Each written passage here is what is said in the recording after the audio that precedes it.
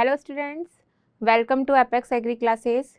तो students, last class में अपन ने जो प्लांट फिजियोलॉजी है उसका टॉपिक किया था ट्रांसपोर्ट इन प्लांट, खनिजों में परिवहन। उसका आगे का ही हम पार्ट आज जिस पे डिस्कस करेंगे वो टॉपिक है हमारा मिनरल न्यूट्रिशन या खनिज पोषण। क्लियर? चलिए स्टार्ट करते हैं। फर्स्ट क्वेश्चन है हमारा, गलत कथन का चयन करें। पादप की सामान्य वृद्धि के लिए 21 से भी कम तत्व आवश्यक और लाभदायक होते हैं। एक अनिवार्य तत्व की पादप के उपापचय में प्रत्यक्ष भूमिका होती है। आयरन एक सूक्ष्म मात्रिक तत्व है या ऑक्सीजन एक अनिवार्य खनिज है। Select the incorrect statement. Less than 21 elements are essential and beneficial for normal plant. An essential element must have direct role in metabolism of plant. Yeah, iron is a trace element or oxygen in an essential mineral. Clear? तो देखिए बेटा, हम यहाँ पे first अगर मैं option बात करूँ पादप की सामान्य वृद्धि के लिए, यानी 21 से भी कम एलिमेंट्स प्लांट की ग्रोथ के लिए यूजफुल होते हैं, बिल्कुल होते हैं। तो देखिए बेटा, हम इसमें बात करते हैं अपने एलिमेंट्स की, ठीक है। एसेंशियल एलिमेंट्स, एसेंशियल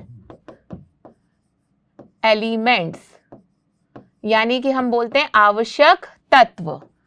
और आवश्यक तत्व कौन कौन से होते हैं? टोटल 17। कितने होते हैं बेटा? 17। अब रहेगा ये 17 को हम याद कैसे करते हैं, तो उसकी मैं आपको शॉर्ट ट्रिक बताती हूँ, हम इसको कैसे याद करते हैं। देखिए, जो एसेंशियल एलिमेंट्स है इसको भी हम 2 पार्ट्स में डिवाइड करते हैं, ठीक है। एक तो हम बोलेंगे मैक्रो एलिमेंट्स,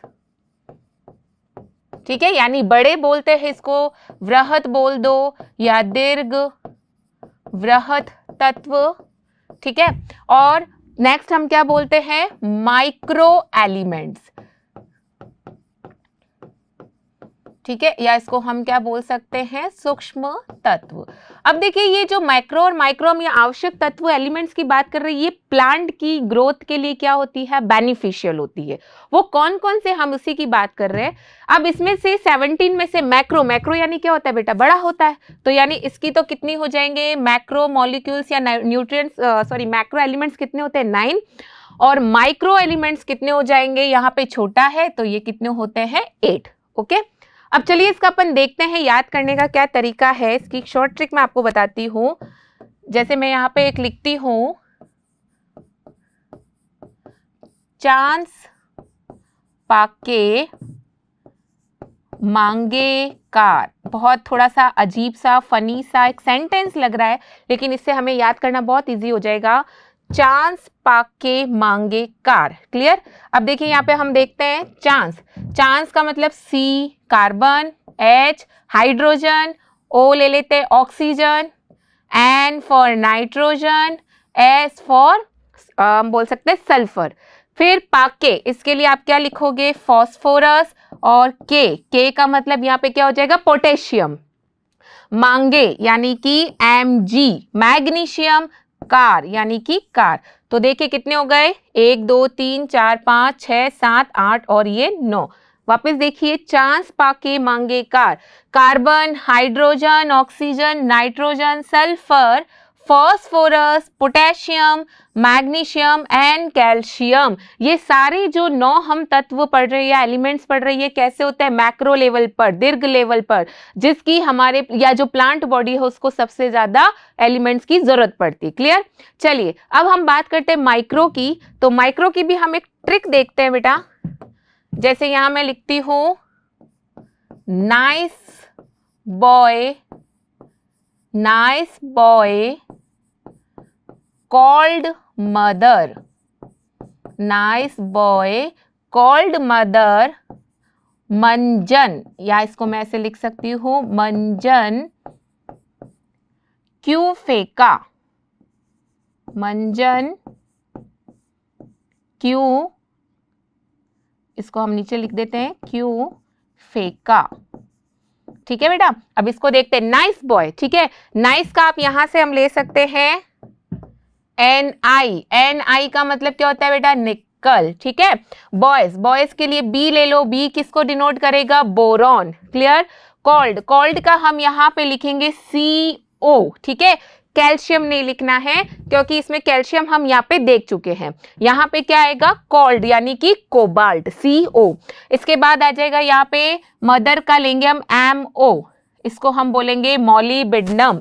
फिर मंजन, मंजन, ये दोनों को मैंने क्लियर किया, दोनों को साथ में लिया है हमने, तो मंजन के लिए MN का मतलब क्या हो जाएगा यहाँ पे मैग्नीज, ZN का मतलब यहाँ पे जिन, क्यू के लिए हम लिखेंगे बेटा CU यानी कि कॉपर, ठीक है, और फैका इसके लिए हम क्या लिखेंगे FE यानी कि आयरन। ओके, तो देखिए बेटा ये 8 और ये 9 टोटल कितने हो गए 17 में ये जो एसेंशियल एलिमेंट्स है आप इस ट्रिक से इजीली याद कर सकते हैं। क्लियर।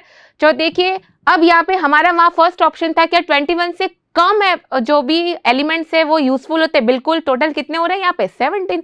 चलिए तो यहाँ से इस चीज को आप नोट डाउन कर लीजिए। नेक्स्ट हम अपने क्वेश्चन की तरफ वापस आते हैं। तो फर्स्ट जो ऑप्शन है ये तो इसका बिल्कुल सही है, 21 से भी कम रिक्वायरमेंट होती है। नेक्स्ट है एक अनिवार्य तत्व की पादप के उपापचय में यानी मेटाबॉलिज्म में, ये जो एसेंशियल एलिमेंट्स है ये क्या करते हैं प्लांट के अंदर जितनी भी मेटाबॉलिज्म है, मतलब मॉलिक्यूल्स को बना भी रहे हैं, मॉलिक्यूल्स को तोड़ भी रहे हैं, कैटाबॉलिज्म का भी काम कर रहा है, एनाबॉलिज्म का भी कर रहे हैं, बिल्कुल सही बात है ये भी। इसके बाद iron is a trace element, trace का मतलब होता है सूक्ष्म, माइक्रो, अभी हम पढ़ के आए थे क्यू फेका, जैसे आप यहाँ पे देख सकते हैं हमने ये पढ़ा था अभी यहाँ पे, ये देखिए बेटा क्यू फेका, यहाँ पे CU का मतलब क्या है कॉपर और Fe का मतलब क्या है यहाँ पे आयरन। तो वापस देखिए Fe is a trace element, बिल्कुल सही बात है। नेक्स्ट है oxygen is an essential mineral, oxygen एक अनिवार्य खनिज है, खनिज नहीं है, ऑक्सीजन खुद क्या है एलिमेंट्स, तत्व है। तो अगर मैं इन 4 ऑप्शन में से देखूं तो हमारा गलत इनकरेक्ट कौन सा होगा इसमें D, ठीक है, और हमें सेलेक्ट भी कौन सा करना है स्टेटमेंट रॉन्ग वाला। तो बेटा हमारा आंसर इसमें से कौन सा निकलेगा D। क्लियर। चलिए नेक्स्ट क्वेश्चन देखते हैं। हमारा नेक्स्ट क्वेश्चन है उस विकल्प का चयन कीजिए जिसमें केवल सूक्ष्म पोषक तत्व है। अब अभी जैसे अपन बात करके आए थे मैक्रो माइक्रो की, तो आप फटाफट इसमें पहचानिए, जैसे manganese, molybdenum, zinc, carbon, hydrogen, nitrogen, manganese, potassium and sulphur, and nitrogen, phosphorus and oxygen. बेटे नाइट्रोजन NPO ये तो अभी हमने पढ़ा था, ये कौन से होते हैं मैक्रो, है ना। इसमें यहाँ पे बात करें तो ये भी तीनों कौन से हैं मैक्रो। क्लियर। फिर यहाँ पे अगर हम देखें तो मैग्नीज तो कौन है, अभी हमने मंजन में पढ़ा था MN, तो ये तो कौन हो जाएगा माइक्रो, लेकिन ये जो 2 है ये किस में आ जाएंगे बेटा मैक्रो में। क्लियर। तो अब यहाँ देखते first option manganese, molybdenum and zinc. Clear. तो ये वाले एलिमेंट्स कौन से होते हैं, ये माइक्रो न्यूट्रिएंट्स होते हैं, या हम कह सकते हैं सूक्ष्म पोषक तत्व होते हैं। तो हमारा इसका ऑप्शन कौन सा निकलेगा सही A। क्लियर। चलिए नेक्स्ट क्वेश्चन देखते हैं। हमारा नेक्स्ट क्वेश्चन है सूक्ष्म पोषकों की आवश्यकता बहुत कम मात्रा में होती है, micro nutrients are needed in very small amount because, ये काम क्या करते हैं, देखो यहाँ पे हम किसकी बात कर रहे हैं माइक्रो की। माइक्रो काम क्या करते हैं, जैसे हम पढ़ते हैं एंजाइम, एंजाइम क्या करते हैं जो भी कैटालाइजिंग जो भी प्रोसेस होता है यानी उत्प्रेरक की जो भी क्रियाएं होती है ना, रिएक्शन में पार्ट नहीं लेते हैं एंजाइम, लेकिन उसकी एक्टिविटी को इंक्रीज करते हैं। तो यहाँ पे एंजाइम की हेल्प कौन करते हैं, जैसे हम पढ़ते हैं उसमें उनका साथ देने के लिए कोफैक्टर आते हैं, है ना। कौन आते हैं कोफैक्टर, यानी मैं इसको कह सकती हूँ सहकारक। और ये सहकारक का हेल्प इसमें कौन होते हैं, ये माइक्रो न्यूट्रिएंट्स ही होते हैं, जो आगे जाके क्या करते हैं माइक्रो और मैक्रो न्यूट्रिएंट्स, ये न्यूट्रिएंट्स ही क्या करते हैं इसको फैक्टर के साथ जाएंगे, इनके साथ मिलके एंजाइम की क्या करते हैं हेल्प करते हैं, कौन सी रिएक्शन में कैटालाइजिंग में। तो देखिए बेटा यहाँ पे अगर अपना ऑप्शन देखें, इनमें से अधिकतम पादपों में चल होते हैं, most of them are mobile in the plants, ये मुख्य एंजाइम के सहकारक के रूप में कार्य करते हैं, they mainly function as cofactor, कि ये पादप के स्वास्थ्य में छोटी सी भूमिका निभाते हैं, they play minor role in plant health, या ये विभजोतक को इन तत्वों की आवश्यकता होती है, यानी जो सेल्स डिवाइड हो रही है उसके लिए जरूरी है। तो मैंने अभी आपको बताया ये जो न्यूट्रिएंट्स होते हैं ये कोफैक्टर्स में काम करते हैं एंजाइम के साथ मिलके। तो अगर हम यहाँ पे देखते हैं इनकी आवश्यकता बहुत कम मात्रा में होती है। क्यों होती है? क्योंकि ये किसके लिए काम करेंगे? They mainly function as cofactor, मतलब ये एंजाइम के कोफैक्टर का ही काम करते हैं। तो हमारा ऑप्शन इसमें बेटा कौन सा होगा? बी। क्लियर? चलिए नेक्स्ट देखते हैं। नेक्स्ट क्वेश्चन है, निम्न में से कौन सा तत्व है जो क्लोरोफिल के संश्लेषण के लिए अनिवार्य है? Which of the following elements essential for the synthesis of chlorophyll? Chlorophyll क्या होता है हमें पता है बेटा, ये पिगमेंट होता है ग्रीन रंग का जो प्लांट को ग्रीन कलर देता है। कहाँ पर होता है ये? क्लोरोप्लास्ट, हरित लवक में। और इस क्लोरोफिल के अंदर अगर हम बात करें जो एलिमेंट होगा वो मैग्नीशियम होता है ना। और मैग्नीशियम कौन सी कैटेगरी में बेटा? अभी हम पढ़ के आए हैं मैक्रो। क्लियर? कौन सा है ये? मैक्रो न्यूट्रिएंट्स में। और हम देखते हैं क्लोरोफिल के अंदर ये जो मैग्नीशियम है ये इस तरीके से फिट होता है और एक ये रिंग फॉर्म में होता है जिसे हम क्या कहते हैं? Porphyrin ring. क्या बोलते हैं इसको? पोरफायरिन वलय। क्लियर? तो यहाँ पे हम देखें क्लोरोफिल के अंदर कौन सा होगा? मैग्नीशियम बड़ा होता है, मेगा होता है, इसलिए कौन सा होगा? Magnesium, macro nutrients. ठीक है, चलिए अपना नेक्स्ट क्वेश्चन देखते हैं। मैग्नीज की अधिकता से किसकी न्यूनता हो जाएगी? Excess of manganese causes deficiency of. ठीक है, अगर कोई एलिमेंट्स ऐसा होता है जो अपने लेवल को ज्यादा प्लांट में इंक्रीज करेगा तो वो दूसरे को सप्रेस कर देगा, उसके इफेक्ट को दबा देगा। तो हम यहाँ देखें जब मैग्नीज ज्यादा हो जाएगा तो वो किसको कम करेगा बेटा? ये करेगा कैल्शियम, आयरन और मैग्नीशियम। ठीक है, कैल्शियम, आयरन और मैग्नीशियम को क्या कर देता है? ये उसको डेफिशिएट कर देगा, कम कर देगा। तो इसका करेक्ट ऑप्शन हो जाएगा डी। ओके, चलिए नेक्स्ट ऑप्शन या नेक्स्ट क्वेश्चन में देखते हैं अपन। नेक्स्ट है, निम्नलिखित अमीनो अम्ल में से एक सल्फर युक्त है। Which of the following amino acid which one is sulphur containing? यानी ये आपको 4 अमीनो एसिड दे रखे, ऑप्शन है ट्रिप्टोफेन, प्रोलाइन, मैथियोनिन या स्पार्जिन। अब इसमें हमको देखना सल्फर किस में होता है। तो स्टूडेंट्स इसमें सल्फर जिसमें होगा वो है अपना आंसर मैथियोनिन में। क्लियर? और मैथियोनिन की अगर थोड़ी बात करें तो इसके लिए क्वेश्चन हमें पता है अच्छे बनते हैं। एक तो ये इसको कौन सा एमिनो एसिड या कोडॉन होता है, इसके लिए वापिस से हम अपने एक टॉपिक पे चल रहे हैं, मॉलिक्यूलर बायोलॉजी में हमने पढ़ा था AUG कोडॉन पढ़े थे हमने, और इस कोडॉन को वापस रिवीज कर रहे हैं। हम क्या कहते हैं इसको? स्टार्ट कोडॉन, जो हम देखते हैं किस में यूज होते हैं ये? ट्रांसलेशन, अनुवादन। ठीक है, अनुवादन, जिसे हम प्रारंभिक कोडॉन भी कहते हैं। क्लियर? तो अगर हम यहाँ देखें एमिनो एसिड में सल्फर कौन से अमीनो एसिड में होता है तो हमारा आंसर क्या निकलेगा? मैथियोनिन में। ओके, चलिए नेक्स्ट क्वेश्चन देखते हैं। फॉस्फोइनॉल पाइरुवेट कार्बोक्सिलेज के सक्रियण के लिए किस तत्व की आवश्यकता होती है? Which element is required for the activation of phosphoenol pyruvate carboxylase? ठीक है, देखिए अब यहाँ पे एक एंजाइम का नाम आया है, पहले हमें एंजाइम का नाम समझना है। कौन सा पढ़ा है हमने? Phosphoenol pyruvate carboxylase. एंजाइम पता है पहचानने का तरीका? उसके पीछे जो प्रत्यय सफिक्स लगेगा उस पे किसका साउंड आता है? एज का, है ना। तो यहाँ पे ये एंजाइम है, इस एंजाइम को अगर मैं बोलती हूँ शॉर्ट में लिख सकती हूँ PEP कार्बोक्सिलेज, PEP कार्बोक्सिलेज। अब ये एंजाइम काम क्या करता है पहले हमको ये भी पता होना चाहिए। तो देखिए ये एंजाइम काम करता है, जैसे हमने C4 साइकिल पढ़ी है फोटो सिंथेसिस में, प्रकाश संश्लेषण में, जिसमें हम देखते हैं कि एक क्रियाधार, एक सबस्ट्रेट होता है PEP, इसका पूरा नाम होता है फॉस्फोइनॉल पाइरुवेट, है ना। इस PEP को हमको में प्रोडक्ट यानी उत्पाद में बदलना है। और कौन सा होता है? जिसके अंदर 4 कार्बन होता है, C4 यानी 4 कार्बन। 4 कार्बन वाला यौगिक या कंपाउंड कौन सा बनता है? OAA। इसका पूरा नाम क्या होता है बेटा? ऑक्जेलो acetic acid, ऑक्जेलो acetic acid, oxalo acetic अम्ल। क्लियर। अब इस पीईपी को ओएए में कौन सा एंजाइम कन्वर्ट कर रहा है? PEP carboxylase. अब इसके लिए हेल्प करने यानी कोफैक्टर के फॉर्म में कौन सा न्यूट्रिएंट या एलिमेंट आएगा? तो इसका आंसर होता है बेटा मैग्नीशियम। कौन सा आएगा? यू याद रखना है हमको, ये प्लांट के अंदर, और ये प्लांट में क्लोरोफिल में ज्यादा कौन सा होता है? मैग्नीशियम होता है। क्लोरोफिल के अंदर कौन सा होता है? मैग्नीशियम। ठीक है, तो यहाँ पे हमारा आंसर क्या होगा? जो पीईपी को ओएए में इस एंजाइम की हेल्प कर रहा है, यानी ये इस एंजाइम को एक्टिवेट कर रहा है, जब ये एक्टिवेट होगा तो ये इसको इसमें बदलेगा। ठीक है, तो इसके लिए हमारा ऑप्शन सही क्या निकलेगा? मैग्नीशियम। चलिए नेक्स्ट क्वेश्चन देखते हैं। पादप कोशिका में धनायन ऋणायन संतुलन को बनाए रखने के लिए कौन सा तत्व उत्तरदायी है?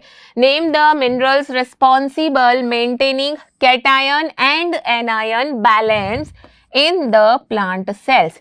अब हमें बैलेंस, संतुलन की बात करनी है। संतुलन का मतलब दोनों आयन क्या होने चाहिए? इनके इक्वल होने चाहिए।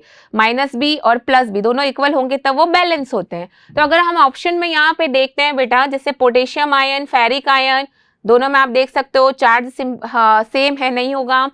यहाँ हम देख सकते हैं क्लोराइड एंड पोटेशियम आयन, दोनों में सिंगल सिंगल 1 आयन है।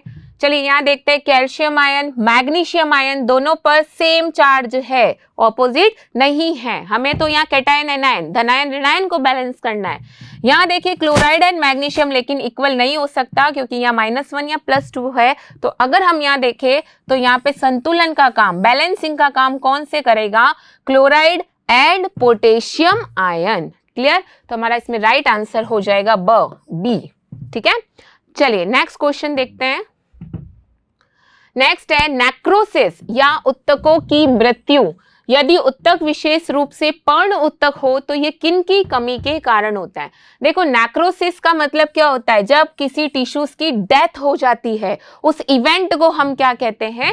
नेक्रोसिस। हमने क्लोरोसिस भी नाम सुना होगा, जिसमें क्लोरोफिल, प्लांट जो ग्रीन कलर का होता है, क्लोरोफिल खत्म हो जाता है तो जो लीफ होती है वो येलोइश पीली दिखाई देने लगती है, उसको हम क्या कहते हैं? क्लोरोसिस, उस इवेंट को। तो नेक्रोसिस का मतलब यहाँ पे क्या होता है? जब टिश्यूज की डेथ हो जाती है, और टिश्यूज की डेथ होगी वो कौन से एलिमेंट की कमी के कारण होती है? तो वो calcium, magnesium, copper and potassium, मतलब उसमें इनकी कमी हो चुकी है। क्लियर, तो हमारा आंसर इसमें सही कौन सा निकलेगा? D। ठीक है, चलिए नेक्स्ट क्वेश्चन देखते हैं। पादपों द्वारा आयरन का अवशोषण निम्नलिखित में से किस रूप में होता है? Which of the following forms is iron absorbed by plants? देखिए जो भी न्यूट्रिशंस होती है, प्लांट्स इनको आयरन के फॉर्म में एब्जॉर्ब करती है, आयरन के फॉर्म में। ठीक है, तो अगर मैं यहाँ पे बात करूं, आयरन की बात कर रहे हैं हम, लौह तत्व की, तो इसके लिए किस फॉर्म में लेती है ये? Fe3+, जिसको हम क्या कहते हैं? फेरिक। इस फॉर्म में ये आयरन को अब्सॉर्ब करती है। तो इसका सही आंसर क्या होगा?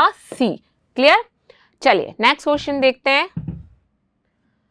थायोबेसिलस बीजाणुओं का एक समूह होता है जो निम्नलिखित में से कौन सा कार्य करता है? Thiobacillus is a group of bacterial, क्या काम करता है? Nitrogen fixation, chemo autotrophic fixation, nitrification, या विनाइट्रीकरण, या डीनाइट्रिफिकेशन।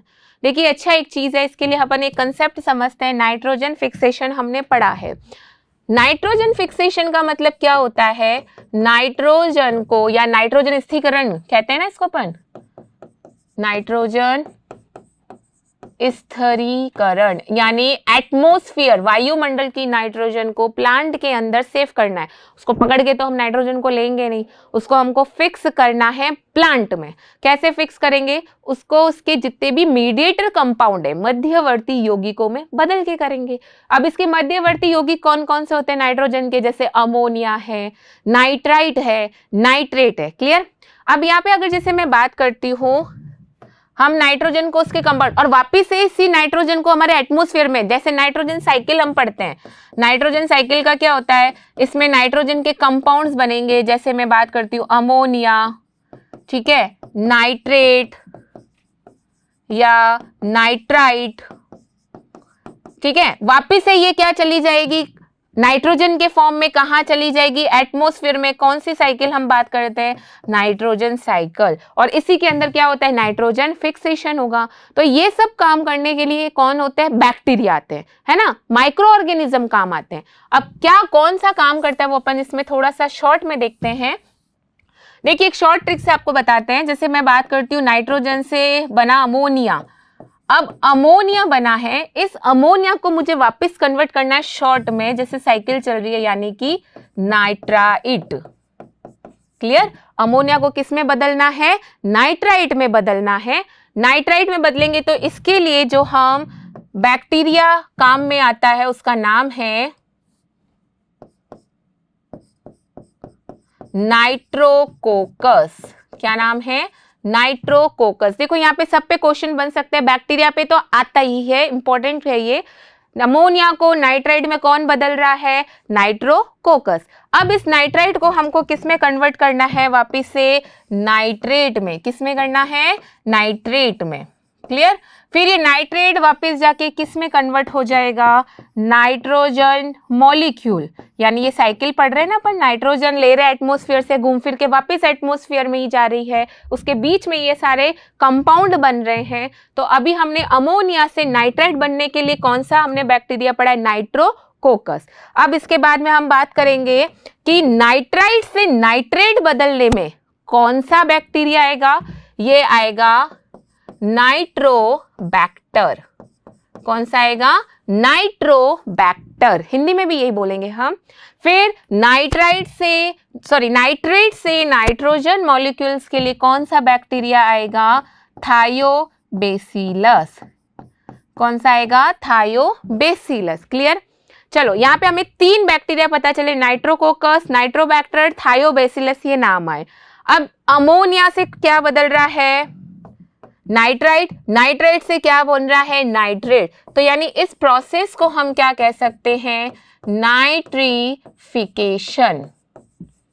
क्या बोल सकते हैं इसको, नाइट्रीफिकेशन। क्लियर, और नाइट्रेट से नाइट्रोजन मॉलिक्यूल बन रहा है, इस प्रोसेस को हम बोलते हैं डीनाइट्रीफिकेशन। डीनाइट्रीफिकेशन या नाइट्रीकरण। और यहाँ पे नाइट्रिफिकेशन को हम क्या कह सकते हैं हिंदी में, नाइट्रीकरण। क्लियर, और ये सब नाइट्रोजन फिक्सेशन का पार्ट है। तो डीनाइट्रिफिकेशन में हम क्या कर रहे हैं, नाइट्रेट से नाइट्रोजन मॉलिक्यूल्स में बदल रहे हैं। और कौन से बैक्टीरिया से, थायोबैसिलस। यानी थायोबैसिलस किसका काम कर रहा है, डीनाइट्रिफिकेशन का। नाइट्रोकोकस, नाइट्रोबैक्टर किसका काम कर रहा है, नाइट्रिफिकेशन का। क्लियर, चलिए तो अपने क्वेश्चन की तरफ चलते हैं। क्वेश्चन हमारा कह रहा है Thiobacillus is group of bacteria helpful is carrying out. अब इसमें आप बता सकते हैं थायोबैसिलस, नाम आते ही बताना है हम किसकी बात कर रहे हैं, डीनाइट्रिफिकेशन या विनाइट्रीकरण की। तो ऑप्शन सही कौन सा होगा, डीनाइट्रिफिकेशन। क्लियर, चलिए नेक्स्ट क्वेश्चन देखते हैं। फलीदार फलों वाले पादपों की जड़ ग्रंथिकाओं में नाइट्रोजिनेज द्वारा उत्प्रेरक अभिक्रिया का उत्पाद कौन सा है। यानी जो नोड्यूल्स वाले होते हैं, जैसे अपने पेड़ होती है उसके नीचे रूट के अंदर फलीदार जो फलें होती हैं, रूट या जड़ होती है, उसके अंदर नोड्यूल बनता है ना, जिसे हम ग्रंथिकाएं कहते हैं। उसके अंदर एक एंजाइम नाइट्रोजिनेज, वो कैसे नाइट्रोजन की एटमॉस्फेयर को किस फॉर्म में ये इसको फिक्स करेगा। तो ये जो एंजाइम है नाइट्रोजिनेज एंजाइम, ये रूट नोड्यूल्स के अंदर काम कौन सा उत्पाद या प्रोडक्ट बनाएगा, ये बनाएगा अमोनिया एंड हाइड्रोजन। क्या बनाएगा, अमोनिया एंड हाइड्रोजन। तो प्रोडक्ट कौन सा बना, अमोनिया एंड हाइड्रोजन। कौन सी रिएक्शन कैटालाइज्ड किसने की, नाइट्रोजिनेज ने। किसमें की, root nodules of leguminous plant. ठीक है, तो ऑप्शन क्या होगा अपना आंसर सी। क्लियर, चलिए नेक्स्ट क्वेश्चन देखते हैं। नेक्स्ट है मैच द कॉलम। हमको कॉलम, अभी हमने नाइट्रोजन फिक्सेशन की बात की है बेटा, उसी से ही आया है। तो चलो इसको सॉल्व करते हैं। सबसे पहले देखिए यहाँ बैक्टीरिया के नेम आए हैं, नाइट्रोकोकस, राइजोबियम, थायोबैसिलस और नाइट्रोबैक्टर। अभी अपन ने थायोबैसिलस पे तो बात की थी। थायोबैसिलस काम क्या करता है, विनाइट्रीकरण का, डीनाइट्रिफिकेशन का। कौन करेगा, थायोबैसिलस। डीनाइट्रिफिकेशन का मतलब क्या होता है? नाइट्रेट से नाइट्रोजन मॉलिक्यूल्स। क्लियर। अब आ जाते हैं, हम बात करते हैं नाइट्रोकोकस। नाइट्रोकोकस ने काम क्या किया था? अमोनिया को किस में कन्वर्ट किया था? नाइट्राइट में। क्लियर। तो यहाँ हम देख सकते हैं नाइट्रोकोकस क्या कर रहा है? अमोनिया को किस में बदल रहा है? नाइट्राइट में। Conversion of ammonia of nitrite. इसके बाद हमने बात की थी राइजोबियम। राइजोबियम अभी हम पढ़ के आए, जो लेग्यूमिनस प्लांट होती है उसके अंदर ये बैक्टीरिया नाइट्रोजन फिक्सेशन का काम करता है। वापस बोल देती हूँ, राइजोबियम जो फलीदार है, जो लेग्यूमिनस प्लांट की जो जड़ें हैं उसके अंदर जो नोड्यूल्स या ग्रंथिकाएं बनती है उसमें नाइट्रोजन स्थिरीकरण का काम कौन करता है? राइजोबियम। तो राइजोबियम क्या करेगा? अगर हम यहाँ देखें, वायुमंडलीय नाइट्रोजन का अमोनिया में परिवर्तन कौन कर रहा है? राइजोबियम। क्लियर। अब बचा नाइट्रोबैक्टर। ये नाइट्रोबैक्टर ने क्या किया? जब अमोनिया से नाइट्रेट बना, इस नाइट्राइट को नाइट्रेट में कौन बदल रहा है? नाइट्रोबैक्टर। क्लियर, ये वाला ऑप्शन। तो हम देखते हैं इसमें जैसे नाइट्रोकोकस के लिए कौन सा आ जाएगा अपना ऑप्शन? सेकेंड। राइजोबियम के लिए आ जाएगा फोर्थ, थायोबैसिलस के लिए आ गया फर्स्ट और नाइट्रोबैक्टर के लिए आ गया थर्ड। तो हमारा आंसर इसमें कौन सा ऑप्शन सही होगा? फोर्थ वाला। क्लियर। चलिए नेक्स्ट क्वेश्चन। निम्नलिखित में से कौन एल्नस की जड़ों में नाइट्रोजन ग्रंथिकाएं उत्पन्न करता है? Which one of the following produces nitrogen fixing nodules on roots of Alnus? अभी देखो, एल्नस एक प्लांट है, जैसे लेग्यूमिनस में हमने पढ़ा प्लांट, लेग्यूमिनस वाले प्लांट की रूट में कौन सा बैक्टीरिया पड़ा? राइजोबियम। इसी तरीके से एल्नस की रूट के अंदर कौन सा बैक्टीरिया, माइक्रो ऑर्गेनिज्म बैठता है जो नाइट्रोजन फिक्सेशन का काम करेगा? तो वह है फ्रैंकिया। कौन सा होगा? फ्रैंकिया। यानी ऑप्शन कौन सा सही होगा? ए। क्लियर। तो ये मिनरल न्यूट्रिएंट्स, प्लांट फिजियोलॉजी के टॉपिक्स थे। इसके आगे के भी और टॉपिक्स है जो हम नेक्स्ट क्लास में कवर करेंगे। जब तक आप इस चैनल से जुड़े रहिए। Thank you.